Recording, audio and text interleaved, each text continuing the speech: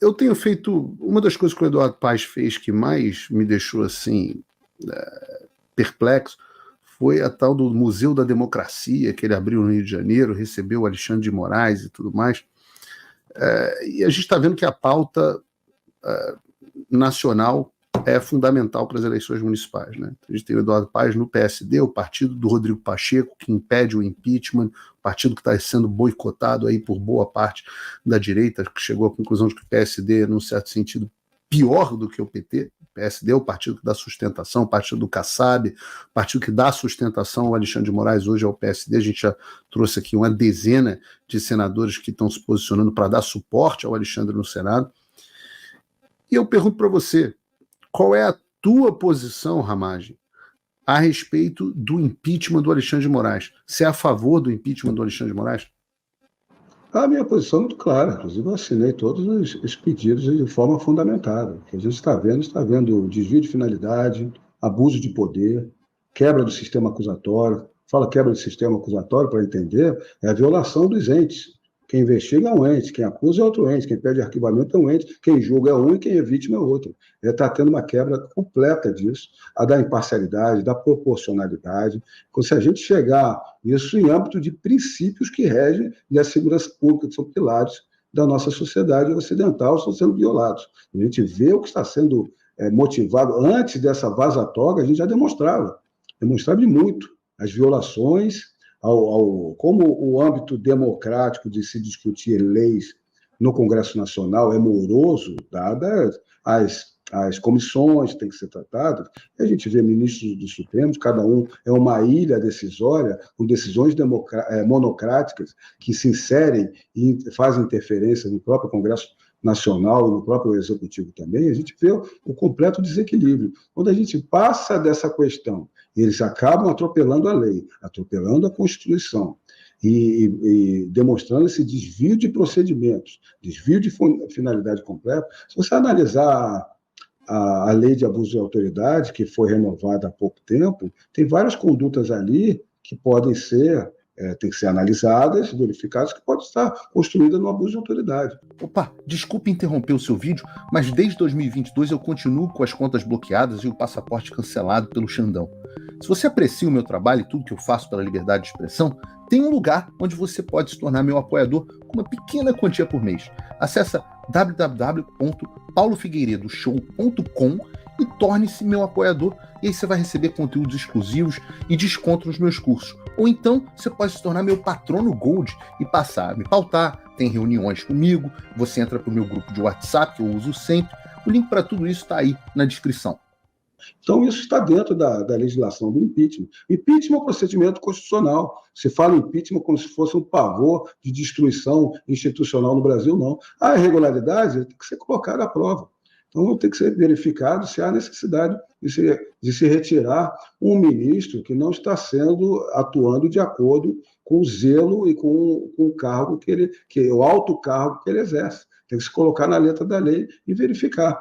Não está sendo feito isso. E aí a gente volta para o PSD. É um partido que, desde a Constituição de 88, que a gente sabe que depois do regime militar, a direita se esvaiu e a esquerda se construiu na academia, nas artes, na imprensa, nas universidades, e um estamento burocrático também construiu a nossa Constituição, que está aí até hoje, vendendo, né, criando dificuldade para vender facilidade. O PSD é aquele câncer, que até é um câncer para a direita, que joga de um lado e de outro. A própria CPI do 8 de janeiro, que atrapalhou muito para que a gente não elucide as questões, não avance no que está se percorrendo, foi o próprio PSD. A relatora era do PSD.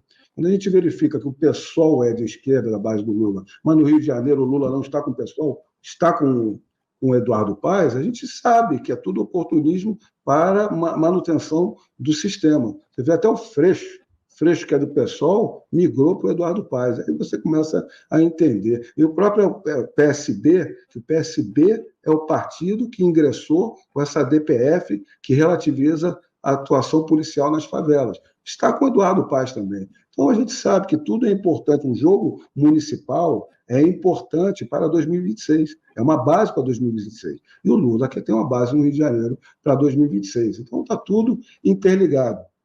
E esse movimento do deputado Ottoni de Paula, justamente do PSD do Rio, intitulado Direita com Paz. Quem se considera de direita no Rio? Está com Eduardo Paes ou está com o Ramagem? Olha, eu faço.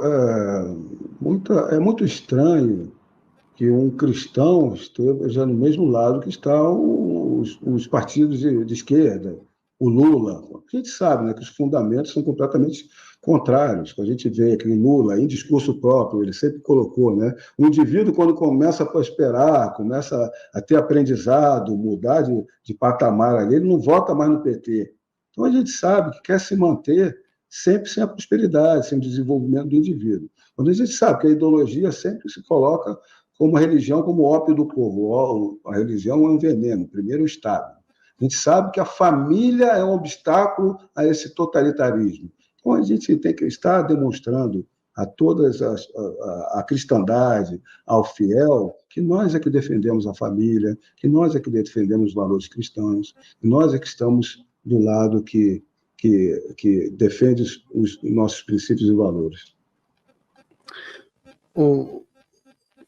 Ramagem, queria, ainda no Rio de Janeiro, tem uma das coisas, é público que eu conheço o prefeito Eduardo Paes, já trabalhei com ele e tenho gratidão a ele por várias coisas, enxergo vários méritos nele, e às vezes as pessoas me perguntam, mas por que você está se posicionando abertamente em favor do Ramagem se você vê méritos no Eduardo Paes? Eu falo assim, olha, hoje esse grupo político do qual Eduardo Paes faz é a coisa mais nefasta que a gente tem no Brasil. Isso vai desde o PSD até o apoio e esse roxinho colado com o Lula, até passando pelas políticas públicas da Prefeitura do Rio. A Prefeitura do Rio despeja uma fortuna em pautas que são as pautas da esquerda destruidoras de família. Tanto na Secretaria de Educação, quanto na Secretaria de Cultura, como nos seus projetos sociais, é tudo absolutamente dominado pela esquerda.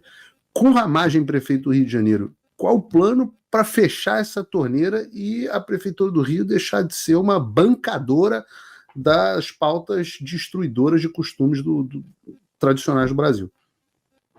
É exatamente isso, Paulo. A gente tem que começar aqui a divisão de conluios políticos. Por exemplo, ele não fez nenhuma. Nos primeiros governos, ele acabou fazendo várias habitações sociais. Nesse último dele, ele fez zero.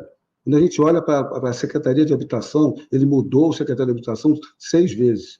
Ok, você pode mudar para uma ineficiência. O último secretário de Habitação, sabe para onde ele foi? Foi para Rio Tour, para o turismo. Então, você acha que ele é a técnica de habitação, é uma pessoa técnica de habitação, e ele sabe de turismo também? Lógico que não, é conluio político. E quem assumiu a habitação foi o antigo presidente da empresa de tecnologia da prefeitura. Então, há um descaso com a prefeitura. Há apenas uma distribuição de feudos para grupos políticos se darem bem. Essa é a questão. Se nós fizermos a austeridade, a gestão que a gente se propõe, tem muita gente que fala do presidente Bolsonaro. Eu sou aliado, eu sou legado do presidente Bolsonaro. A gente sabe que foi feito austeridade, gestão, menos Brasil, mais Brasília, empreendedorismo, as estatais dando lucro, superávit, baixou impostos, aumentou receita. Se nós usarmos a mesma técnica, e eu já tenho várias pessoas técnicas para cada setor para se trabalhar, de todos esses setores de especialidades, nós vamos conseguir demonstrar e mostrar que esse orçamento de 40 bilhões de reais é muito recurso, Paulo, para a gente poder trabalhar o Rio de Janeiro. Há muito para fazer no Rio de Janeiro, uma cidade grande como o Rio de Janeiro, uma cidade cosmopolita, uma cidade que é olhada pelo mundo inteiro. Vários dos nossos programas e sistemas podem ser auxiliados por devidos empréstimos pelo Banco Mundial, como foi feito antes. Mas eu quero saber se vai cortar o dinheiro da lacração na Secretaria de Cultura, show de Madonna para fazer ritual satânico em Copacabana, se vai cortar dinheiro se a própria Secretaria de Educação vai acabar essa lacração nas escolas públicas do Rio de Janeiro, se vai ter diretriz para impedir esse tipo de coisa, uma coisa parecida com uma escola sem partido. Eu quero saber das medidas práticas que dá para fazer para frear esse processo, Ramagem. Não vai ter essa questão de ideologia de gênero. Nós vamos aqui só tem uma escola cívico-militar que está com ótimos resultados no IDEB. Nós temos que aumentar. Nós temos que colocar para a comunidade escolar, para as famílias, para fazer as decisões. As escolas tradicionais, que são cívico-militar, cristão, vamos testar a montessoriana, as técnicas e ainda as bilíngues pela capacidade vocacional do Rio de Janeiro para atender o turismo. Nós temos que entrar nessa questão e cortar qualquer um desses sistemas. A parte cultural do Rio de Janeiro foi o centro do Brasil. Todos do Brasil vinham aqui para dialogar no Brasil. Não se pode querer gastar com um show grande da Madonna e achar que está salvando a cultura do Rio de Janeiro. Não. Hoje, por exemplo, o que é cultural, a gente não tem que investir. Os festivais estão aí e parece que o Rio de Janeiro é só Réveillon, Rock in Rio e o Sambódromo. Eu estava na Liesa conversando com eles, demonstrando que dá para fazer mais. Então, a gente tem que aumentar alguns incentivos para o que é cultural e não apenas festival. Os festivais têm que vir. Agora, quando você olha para a lei de incentivo municipal, Paulo, os instrumentos, equipamentos de cultura não são abarcados.